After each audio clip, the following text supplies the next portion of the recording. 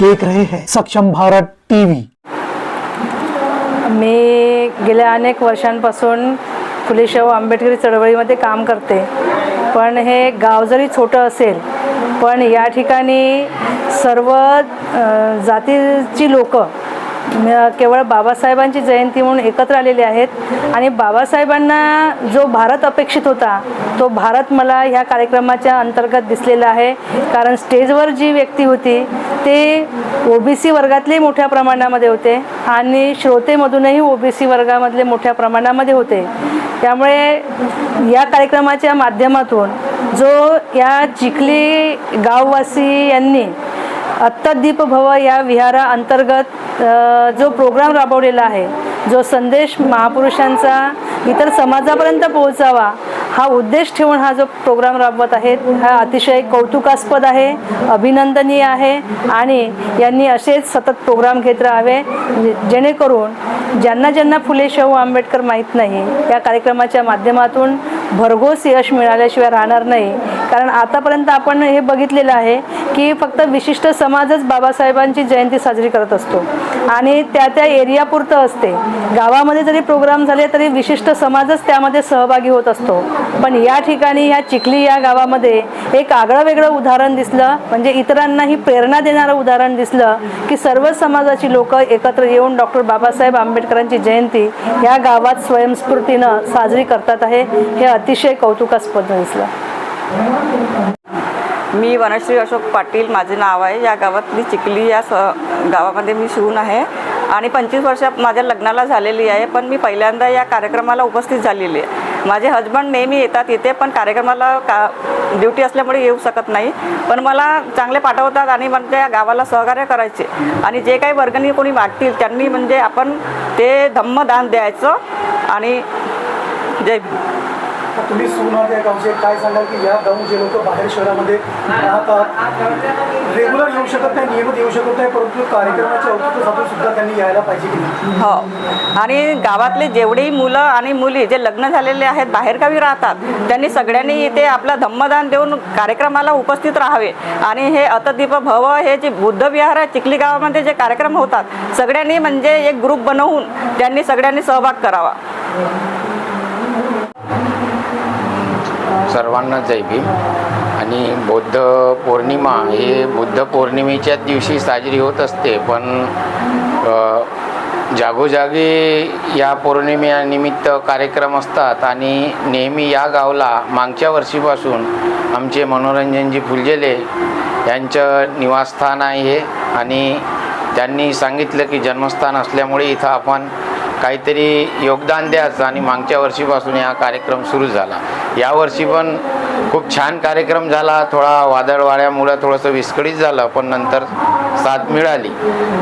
याच वर्षी अत्तदीप भव या बुद्ध विहाराला नाव देण्यात आलं आणि त्याची कार्यकारिणीसुद्धा तयार होईल। यावर्षी वेगळं म्हणजे जे बाहेरगावी राहायला गेलेले आहे या गावचे त्या सर्वांनी जे इथं उपस्थित झाले त्यांनी तन्मन धनाने योगदान दिलेलं आहे। आणि मागच्या वर्षीचं जरी थोडं सांगायचं म्हटलं तर सरपंच, उपसरपंच आणि इतर व्यक्ती त्या कार्यक्रमात उपस्थित होते ना, अति दैनंदिन त्या विहाराची हालत होती।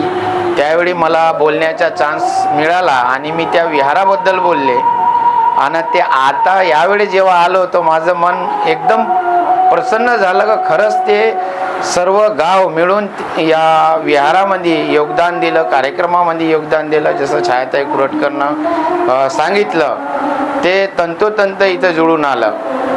त्यावेळी मी बोललो होतो की जसं या कार्यक्रमामध्ये सर्व उपस्थित झाले, या विहाराची हालत आणि तिकडे मंदिराची हालत याच्यामध्ये जरी फरक बघितला तर फरक खूप काही दिसते, पण कार्यक्रमात आपलं उपस्थिती आहे त्याच्याबद्दल धन्यवाद।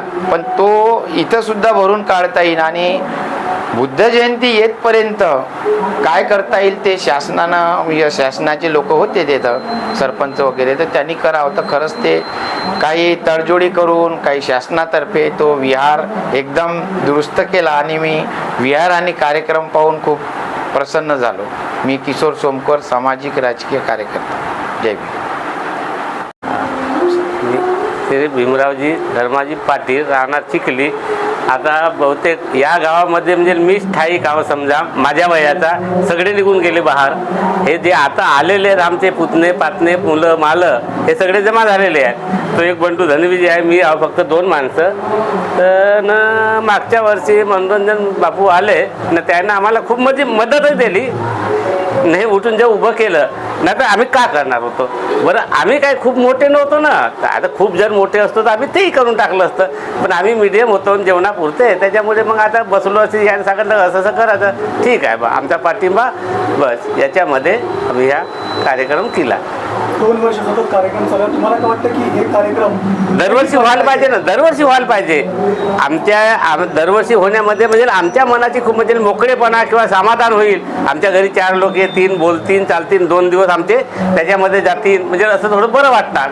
जे गावातून बाहेर गेलेले आहेत त्यांना विनंती की म्हणजे आव्हान काय कराल? आमच्या घरी कार्यक्रम झाल्यासारखं होईल ते. आम्ही एखाद्या घरी आपण लग्न करतो काय कार्यक्रम करतो अशासारखं होणार ना ते.